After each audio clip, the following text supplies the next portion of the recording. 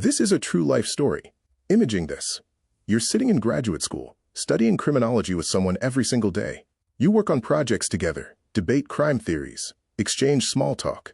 Then one day, police arrest that same person for brutally murdering 4 college students. When investigators ask what you think motivated him, your answer sends chills down their spines. This is the story of Bryan Kohberger, a PhD student who studied crime by day and allegedly committed one by night. Welcome to True Crime Tapes, where we bring you the most gripping, mysterious, and heart-stopping stories from the world of true crime. If you're fascinated by the unknown and want to uncover the secrets that the world tries to hide, you're in the right place. Don't forget to hit that subscribe button and turn on notifications so you never miss a chilling story. And for those of you already part of our community, welcome back. We're glad to have you with us.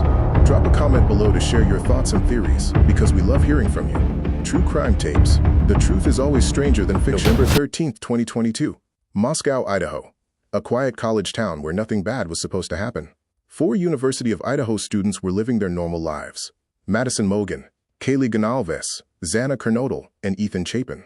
That night, someone walked into their off-campus home. Someone with a knife. Someone with a plan. By morning, all 4 students were dead, stabbed to death in their own beds. The brutality shocked everyone. This wasn't a robbery gone wrong or a domestic dispute. This was calculated murder. The killer had vanished without a trace. Police launched one of the biggest investigations Idaho had ever seen. Thousands of tips poured in from across the country. Detectives worked around the clock, following every lead, checking every alibi. The entire community lived in terror. Parents pulled their children from the university. Students left campus early for winter break. Who could do something this horrible? And why these 4 particular victims? They were well-liked, successful students with bright futures ahead of them. Madison was studying marketing. Kaylee planned to graduate early. Xana was pursuing general studies. Ethan was working toward a degree in recreation, sport, and tourism management. None of them had enemies. None had been in trouble. They were just ordinary college kids enjoying their youth. For 6 long weeks, there were no answers. No suspects. No clear motive. Just 4 grieving families asking why their children had to die. Just a town that would never feel safe again. The investigation consumed massive resources. FBI agents joined local police. Behavioral analysts created psychological profiles. Digital forensics experts combed through phones and computers. Still, nothing. Then on December 30th, 2022, at 3 a.m., police made an arrest that stunned everyone who knew him. Bryan Kohberger, age 28, a doctoral student in criminology at Washington State University, just 10 miles from Moscow.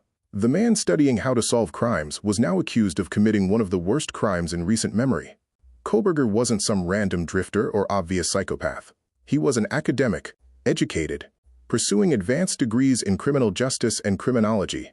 He understood police procedures, forensic science, behavioral analysis, all the tools used to catch killers. The irony was devastating. Here was someone who spent his days learning about criminal minds, only to allegedly become the very thing he studied.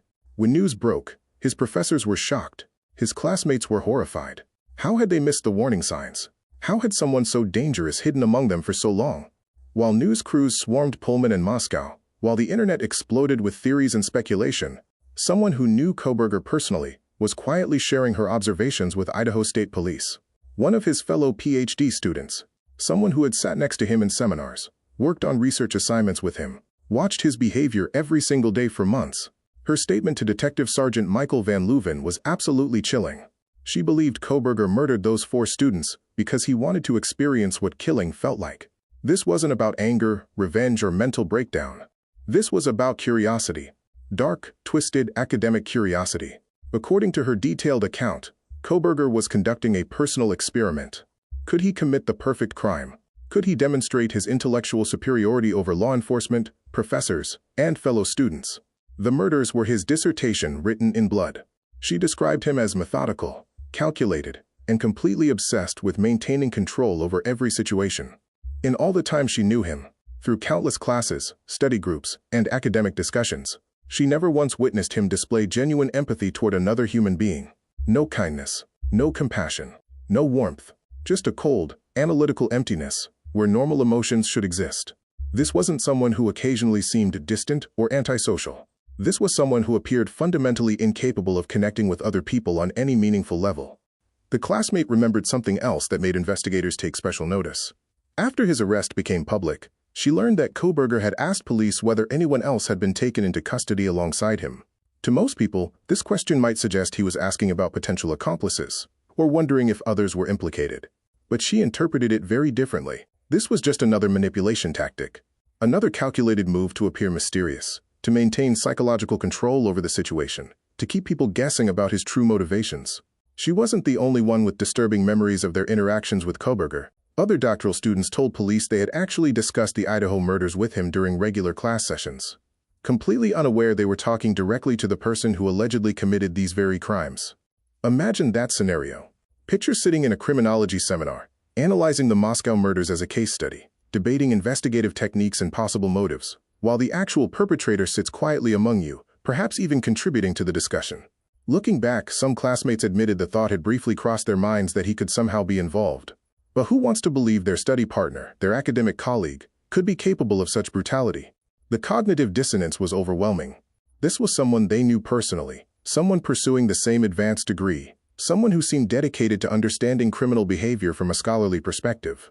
Detective Sergeant Michael Van Leuven documented something particularly significant from these interviews.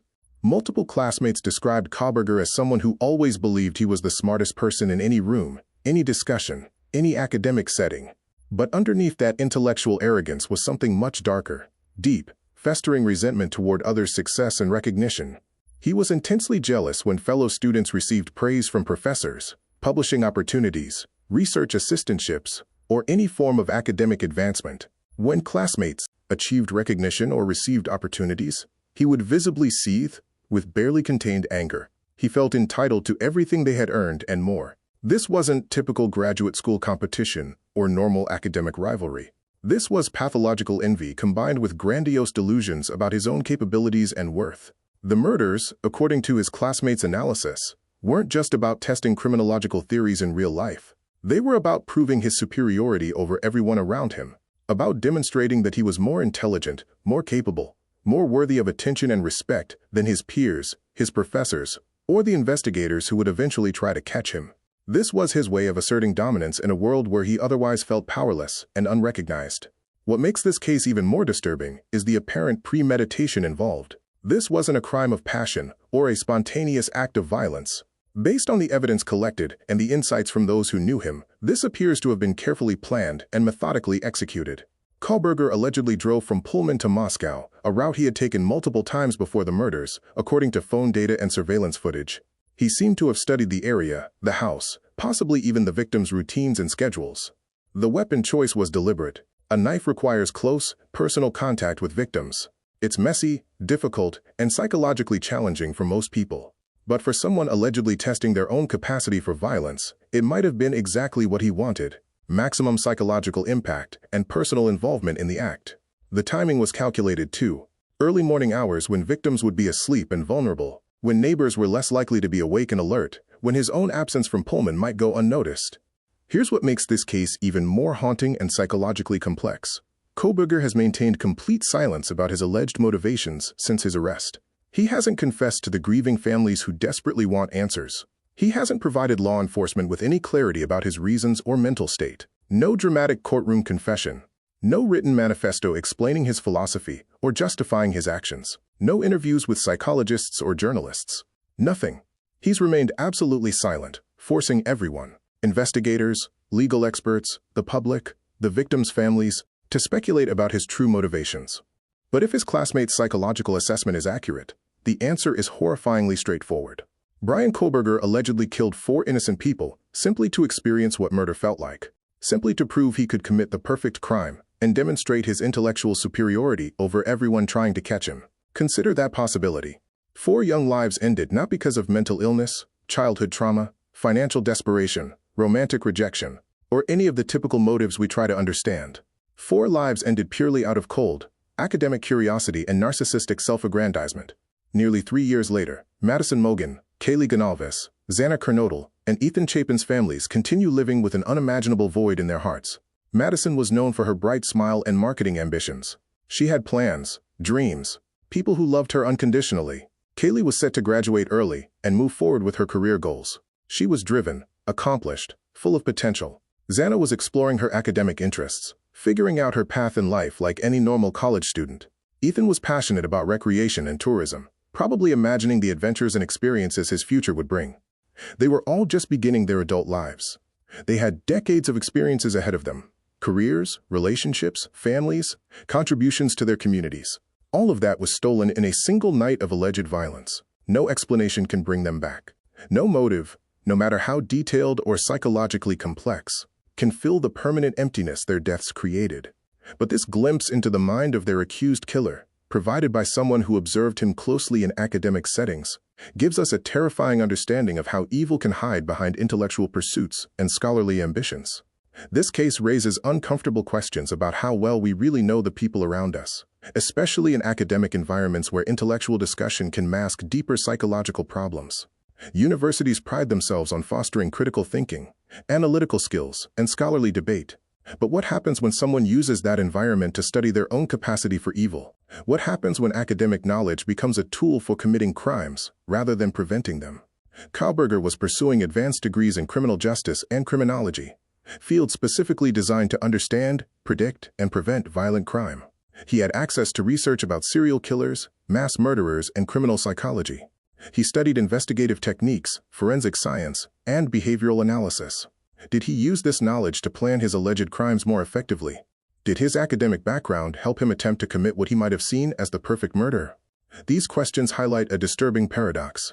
The same education designed to protect society from criminals might have actually helped create one. Law enforcement continues building their case against Kohberger. DNA evidence, cell phone data, surveillance footage, witness statements, and behavioral analysis all contribute to the prosecution's theory of the crime. But the psychological component, understanding why this allegedly happened, remains largely dependent on observations from people who knew him personally, like his doctoral program classmate who provided such detailed insights to investigators. Her assessment paints a picture of someone fundamentally different from typical criminals.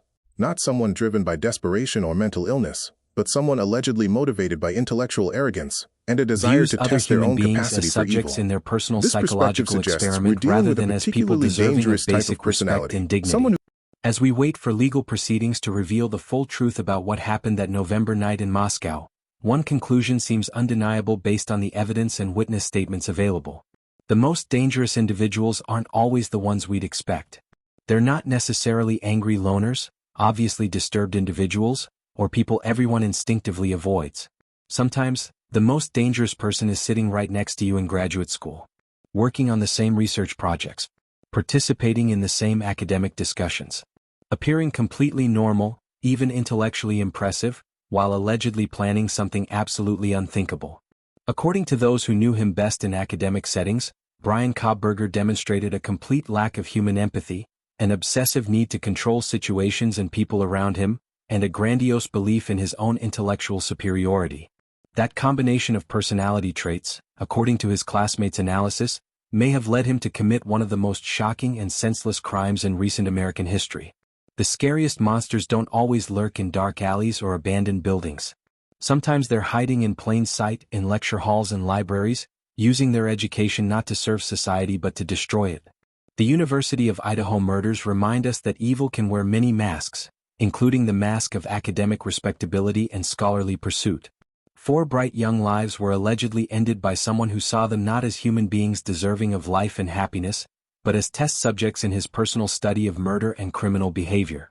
That truth is more terrifying than any horror movie, more disturbing than any fictional villain, because it forces us to confront an uncomfortable reality. Sometimes the person studying evil becomes evil themselves. What drives someone with every educational advantage to allegedly commit such senseless violence? Was this purely about intellectual arrogance and the desire to prove superiority? Or does this case reveal something even darker about how knowledge can be twisted into a weapon against innocent people? Share your analysis in the comments below. And if you want more in-depth examinations of cases like this, subscribe and hit that notification bell, because understanding these crimes might be the key to preventing them in the future.